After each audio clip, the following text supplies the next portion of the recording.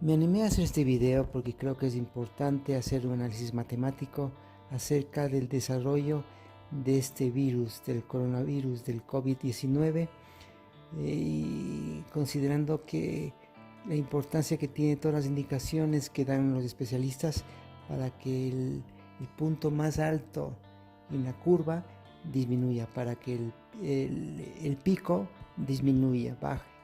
Todo tipo de ser vivo, de bacteria, de virus, tiene un crecimiento de modo natural exponencial. La intención humana hace que pueda disminuir este crecimiento y se vaya aplanando y vaya dejando de ser una función exponencial, para luego que tome una forma inversa, exponencialmente inversa, y volvamos a la normalidad. Bueno, digamos normalidad, aunque sabemos que el mundo ha cambiado. Posiblemente esta es la primera pandemia, ya que pan significa todo, pandemia significa una epidemia total, del griego pan, que significa todo.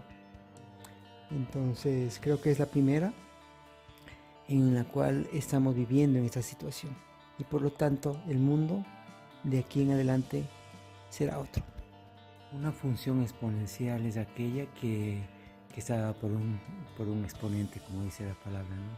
Eso quiere decir que cada vez el crecimiento de la curva se va haciendo cada vez más vertical.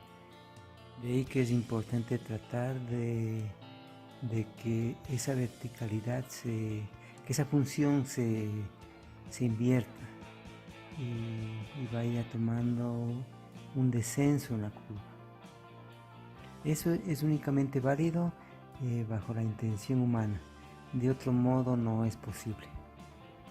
Para facilitar las relaciones y los cálculos, no vamos a profundizar en el desarrollo de esta función, ya que ese no es el interés de este video. Pero sí es importante ir determinando ese factor que hace el crecimiento o decrecimiento de la función, para poder entender y comprender cómo se dan los fenómenos. Vamos a hacer el análisis del incremento de los infectados en el Ecuador. Como podemos ver en la curva, y habíamos dicho antes, esta curva es cercanamente a una función exponencial. No vamos a entrar en el tema exponencial o en esos términos, sino más bien vamos a ver en relación al incremento de los infectados. Este incremento de los infectados debe ser cada vez menor. Es decir, que el factor que produce el incremento de infectados tienda a ser un valor igual a 0. De esa manera llegaremos a una función en donde ya no habrá más infectados, y lógicamente la curva tenderá a aplanarse para luego ir bajando la curva igual de modo inverso, exponencial, hasta que llegue a números de 0. Esa sería como la forma normal, la forma esperada, digamos, sí, que cada vez este incremento sea menor. Entonces, haciendo los cálculos, como podemos ver, esa variación de los infectados está relacionado con los infectados en un día menos los infectados del día anterior, ¿sí? De esa manera podemos determinar el factor de incremento. Entonces, si decimos que delta I es la variación de los infectados, esto sería igual al número de infectados en un día menos el día anterior. Como podemos ver en el día 10, ¿sí?, que corresponde al 22 de marzo, hay un número de infectados de 789 y el día anterior es 532. Es decir, la variación de los infectados será la resta entre los dos valores. Bueno, esta variación de los infectados también está relacionado con un factor de crecimiento. Este factor es el que vamos a determinar y vamos a ver que debería tender a un valor de 0. Como pueden ver, quienes están interesados pueden revisar matemáticamente cómo está realizado, y ahí encontramos que F más 1 es la relación de los infectados de un día sobre los del día anterior. Es decir, para que ya no haya más infectados, esto tendría que tender a 1, y por lo tanto el factor de crecimiento sería 0. Este factor de crecimiento depende de las condiciones en las que nos encontramos. Depende de las condiciones, primero, de aislamiento, de las condiciones de aseo, sí, tanto de las manos continuamente y el baño continuo también, asimismo como el tomar las precauciones necesarias de no salir de casa, de mantenerse en casa. Esa es la idea, y la idea es que este factor vaya, como les había dicho, llegando a cero. Ahora vamos a ver cómo está la situación de este crecimiento en promedio y cómo es necesario que ese factor vaya disminuyendo. Este factor en Ecuador es de 0,47 en el momento actual, que es 23 de marzo, ¿sí? En el Ecuador es de 0,47 y no vemos, no se puede todavía observar, como podemos ver, un descenso, está fluctuando los valores de un día a otro.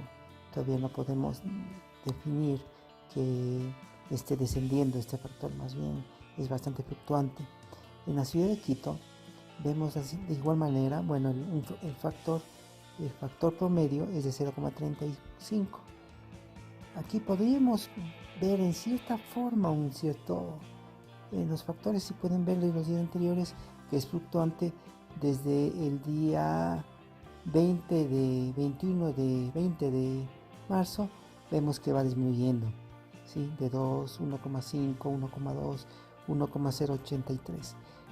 ¿Sí? Entonces sí se podría decir que en la ciudad de Quito, en otras ciudades es algo parecido, aparte de Guayaquil, que es otro caso diferente, en donde este factor se ve que va disminuyendo.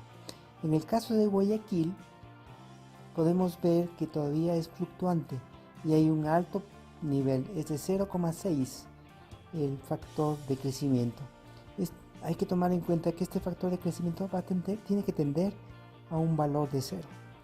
Ahora vamos a comparar con el de otros países para ver en qué situación se encuentra. Bueno, he tenido con cierta facilidad estos datos tanto de Argentina como España. Cada uno podría ir revisando, es decir, haciendo la resta del número de infectados de un día con respecto al otro y comparar con los días anteriores y ver si hay un decrecimiento y no sea fluctuante. De los días anteriores en Argentina, por ejemplo, se ve que el factor es todavía fluctuante, ¿no? Un día sube, otro día baja, ¿sí? En el caso de Argentina, el factor de crecimiento, esto es en los días anteriores, me parece que es hecho hasta el 21 de marzo, es de 0,24. En el caso de España, es más complicado, donde el factor de crecimiento todavía es de 0,35. En el caso de Italia, no sé, los factores de crecimiento son mayores en todo caso. Entonces, como podemos ver, es importante considerar que este factor de crecimiento depende de lo que cada uno vaya haciendo en sus casas y del menor contacto con el medio, es decir, quedándose en casa, lavándose las manos, haciéndose el aseo respectivo. Bueno, eso es todo. Quería hacer este video porque me parece que es importante que tomemos en cuenta estas cosas.